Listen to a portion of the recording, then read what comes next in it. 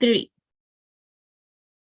Hi, everyone. Welcome to the Hunyah Show, Queen to Queen, where pageant queens discuss mental health and daily challenges in daily life. Today on the Hunyah Show, Queen to Queen, our guest is Miss Regal World 2021, Janice. Janice is a pageant queen, model, and an all-rounder in many different things. Janice is no stranger to the pageants, where she had different titles and currently Miss Regal World Legacy. Today, we discuss the importance of having a support system. Sometimes people will support you and sometimes people don't. Let's welcome Janice MacGregor. Hi, thank you so much for having me, Hunyah. Thank you. It's my pleasure to have you because we've been on Facebook, having conversations all the time, and you've been part of Miss Regal World, and I know started at the same time as Miss Exquisite, so that's amazing. Right, like we're always talking to each other in the DMs, but this is our first chat for Queen to Queen. True. And you've been watching the Hunyah Show, Queen to Queen, and all my reviews, so you're a regular on the HunyahTravels. That's right. I'm a subscriber and I'm a viewer. That's great. It's good to see a subscriber and a pageant queen being on this show, because I know it hasn't aired in a long time. Like last year, there was a lot of episodes. This year, it's been slow. So you're like my first one for Queen to Queen for 2023. Okay, so Janice, my first question is, how did you start in pageantry? Well, I don't have some great origin story. I did my first pageant when I was fresh out of university, so back in 2007. And I was Miss Saskatoon and then later became Miss Saskatchewan. Since then, I've discovered different ways to leverage titles into promoting my platforms. And having the international title in 2020 of Miss Regal World, that really helped so much, especially since I was representing the country of Guyana, which is where both of my parents are from. And now that I have the lifetime title of Legacy Regal World Queen, that means that I have a permanent platform for sharing my advocacy work. And my platforms are epilepsy awareness, multiculturalism, as well as just general supporting of other women. That's amazing. That's a lot of things in one platform. And that's like, it's amazing. You started this, I think, more than 10 years ago, starting competing. And right. It's amazing. It's amazing how pageantry just transformed you. Like that's the thing. Exactly. It's like some kind of bug. You do it once and then you can't quit. I did take a break in between there, but then actually what happened was I was on a break. I thought I'd retired. I was pretty sure that I had retired. But then in 2017, November 2017, I went to Memphis with the intention of visiting Graceland. While I was there, I visited the National Civil Rights Museum in Memphis, and I saw some things that are still affecting people. And I was like, you know what? There's something that I need to do in Mississippi. I'm not an American, so I don't vote there. I don't pay taxes there. I don't live there. So I have no say in what's going on there. And I was like, well, how can I get my voice to be heard in a place where I don't have a voice? Pageantry! Because amazing. No one cares about Janice MacGregor from a town of 625 people, but people care about Miss Canada. So I was International Miss Canada in 2018, and I was working with different civil rights groups in the US on my platform. And that's how one of the ways that I was able to use a pageant title to work in a country where I'm not a citizen and where I don't vote, don't pay taxes. I can't use any of the, well, I'm going to vote for someone else next time arguments. I used a title and I was able to complete my project that I was working on with the help of some amazing people from the NAACP and some other civil rights movements groups in the US. And then once I won Miss Regal World 2020, because I represented Guyana, I got in contact with the Guyana consulate in Toronto. That's amazing. Because And even though I live in Western, when you see Canada, like patent title holders with all these like organizations, like it shows that you're making a difference. That's amazing. Like with the Guyana consulate in Toronto, you were saying? Sorry, can you repeat that? Yeah, you're saying you were with the Guyana consulate in Toronto, right? Yeah, so I contacted them and I'm like, hi, I'm Janice. I represented Guyana and I won the Miss Regal World title. Can you let me know how I can be of service, both in Guyana as well as with the diaspora? So especially the Guyanese community in Canada. So, I hopped on some Zooms and we've been messaging, and we are going to be working with some nonprofits to help with epilepsy awareness in Guyana, and also having the international title helped me get in contact with help some epilepsy organizations in the US get in contact with me. So having an international title most definitely helps.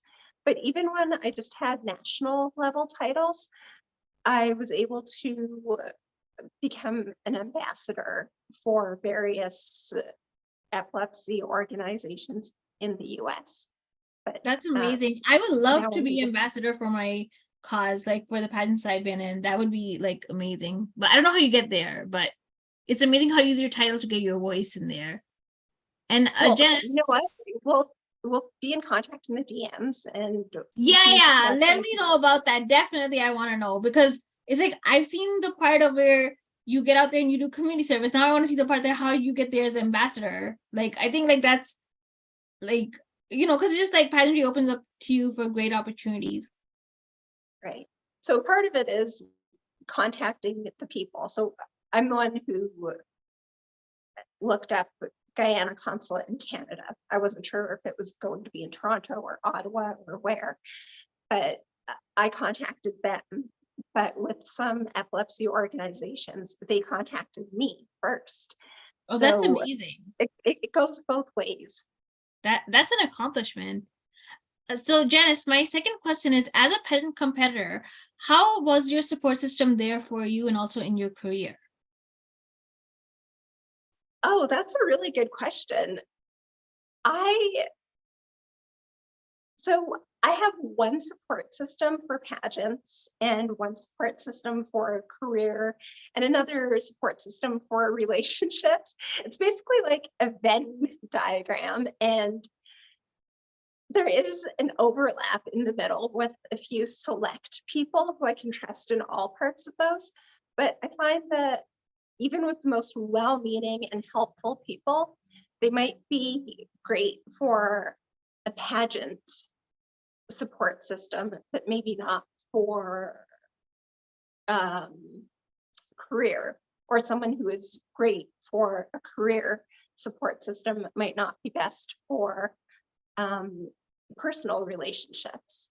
So I guess to answer your question, I have multiple support systems, and I think that it's important to realize that just because someone's strong in one area of my life doesn't mean that they're going to be helpful or as helpful in another. So I don't want to put a burden on them by going to them for support or advice or counsel in something that they're not familiar with. So one example, this just came to me off the top of my head. One example would be And Hunyah, I'm really interested in hearing how, if this is something that you face as well. Yeah. So in terms of, let's say, relationships, my generation is the first generation in my family that is not doing arranged marriages. So my mom, lovely lady, amazing woman. She immigrated to Canada, created a great life for herself. She loves her children. She would do anything for her children. But I would not go to her for advice with a relationship simply because that's not something that she's encountered before. This is a different area. This is a whole new world for her. So that's one area where my mom's great, and she's an amazing person, and she is a huge part of my support system. But I have to realize that there are some areas that I can't put a burden on her to help me with something that she's not familiar with. And she's never competed in pageants, but she's so supportive in that. And so she's able to fit in there. I can relate to you. With me, my mom hasn't competed in pageants either. Sorry. So I'm like, with me, I'm actually the second one in the family to go into pageants. Like overall, in my whole extended family and the entire family, I'm the second one in there to go into pageants. The other one before me is one of my cousins in my extended family. But like I can relate to you. With me, my support system is like my siblings and it's like my immediate family. And it's like, yeah, there are some cousins and some aunts and uncles that are supportive. But the only place where I didn't find any support system was from where I used to get all my volunteer hours from. So suddenly it was like, it wasn't even like, oh, some part cannot be. It was more like, no, they just flipped on me like in a second. So that's what happened. So that's why I figured out that that's where the negativity was. So I just had to just move on. So like when it came to actually them supporting, you know, if you're saying about empowering and you're saying about supporting me, then why couldn't you support me when I started doing pageantry? So that's what happened. So long story, I don't want to go much in detail, but it's like that's what happened to me. So that's why it's mostly my family members that just support me. What about you? In terms of pageants, my family is behind me 110%. My mom, I showed her the announcement from when I won Miss Regal World, and she made me play it again and again for her because she was just so excited. My family, in terms of pageants and modeling, they're just so excited for me. My mom, my sister, my brother's kind of like, I have no idea what's going on here, but good job. That's but my great. mom and my sister, they are so excited about it. My dad passed away in 2010, so he's no longer a part of my life journey. I see. That's that to hear. So Janice, my next question is, what advice would you give to someone who needs positive support system in his or her career journey? I'm sorry, could you repeat that? Like, what advice would you give to someone who needs a positive support system in his or her career journey? Oh, okay. So one thing that I think is really important is to realize that the size of your support system does not matter. What matters is the quality of your support system. So casting a wide net and getting a lot of fish is not a good approach. But like going out there and hand picking these people who you know will support you in your career, who have knowledge in your field too, that is really important. You might have great friends, but they might not be able to fit into a career support group or support system. When I was fresh out of university, I was a research assistant in community health and epidemiology. And excuse me, That's amazing, because I've right now been a research assistant I've been like a researcher for at least 2-3 projects recently myself. So I can relate to you on that. But And I agree, like you have to handpick everyone. right. And do you also find that when like my friends from university, we all graduated the same year, and we were still close friends, but because we all went different paths, I somehow ended up in community health and epidemiology. Because we all went different paths, they weren't always the most helpful. They were absolutely well-meaning, but when you're working in an academic system, I was working at the Royal University Hospital, things are going to be different than if I'm working in a job that's less formal. Or, and you know what? I left community health and epidemiology. I don't remember what year I left, but I ultimately left because, I mean, my work support system, they were great. So it was sad leaving them. They were more than just work friends. They were people who I actually trusted. But ultimately, it wasn't a Janice job, community health and epidemiology. What happened was I was just a few months away from finishing university. I got scared. I was like, I'm almost finished university and I have no idea what I'm doing with the rest of my life. So I went to one of my professors. I told her, I'm graduating soon and I don't know what I'm doing with my life. And she was like, well, I can hire you. And I'm like, okay. And I accepted that job. I accepted it, I guess, out of fear, because I didn't know what else to do. I didn't know if I was going to find another job. I didn't know That's how long it amazing. would take to find a Not job. everyone can get a job in the university after graduating. That's rare. Like, I agree. Oh, okay, actually, so for anyone who is watching and is in the university, I would advise to try to find a support system with the graduate students and your professors, because this lady, this professor who hired me, she was my professor in my second year of university.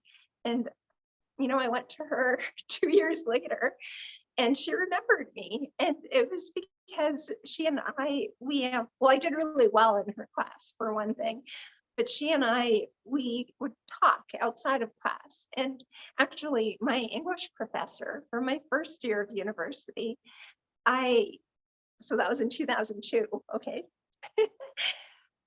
I ran into her shortly before the pandemic, so probably 2019, and she remembered me by name. I mean, I remember her obviously, but like, how many Plus, students does Janice she is a have name every year? in I was gonna say Janice is also a name in the Friends show. So I think that's how everyone can remember your name. Because it's like it was I remember it from there because they had on Netflix Friends like after so many years. So people would watch that and they always show like there's a Janice in there and it's like, you know, that she's like doing a lot of stuff. Like I don't know if you like compare yourself to the character, but it's like that name, like a lot of people know it from there. So I think that Okay, that's how. I'm gonna have to watch that show. I'm apparently the only one on the face of this earth who has not watched that show, but You should I've watch. heard that there's a Janice in the show. I would love to meet another Janice in real life though. I see. That's amazing. I can relate to that too because I barely see any other person except for me with my name. And it feels like weird. Like, you know, there's so many other common names, but it's like you barely see yourself with with someone else that has the same name. Mhm. Yep. Right. And so moving on to the last question, Janice, would you like to share your social media handles? Where can viewers find you and contact you? Oh, sure. So on Instagram, I'm at Legacyqueenjanice. That's all one word.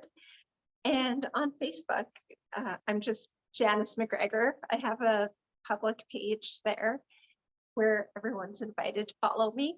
And I have a private profile, but that's just for friends. That's one that you and I have been communicating through. Yes.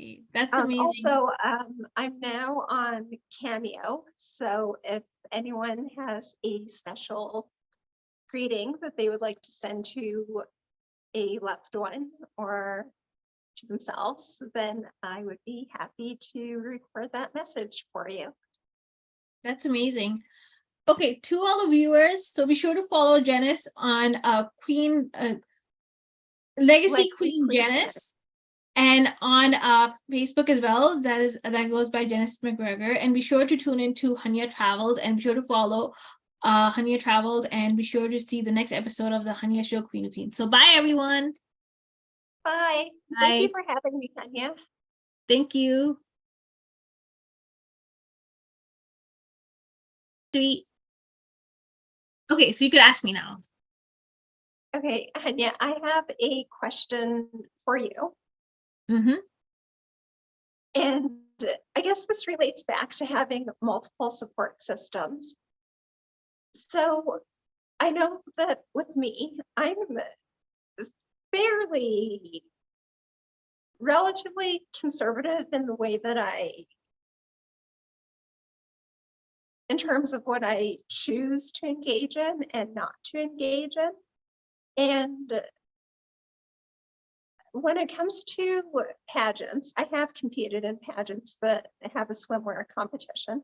So I have been on stage in a bikini, and I myself don't have a problem with that. And I'm very supportive of girls who do not want to compete in a swimwear competition. One pageant that I competed in, there was a delegate who wore a sundress for the resort wear portion of the competition. And I thought that was so beautiful. She's also a Muslim lady, and I thought that the way that she chose to wear a floor-length dress for a resort wear competition, I thought that was so beautiful, and it was such a beautiful expression of her faith.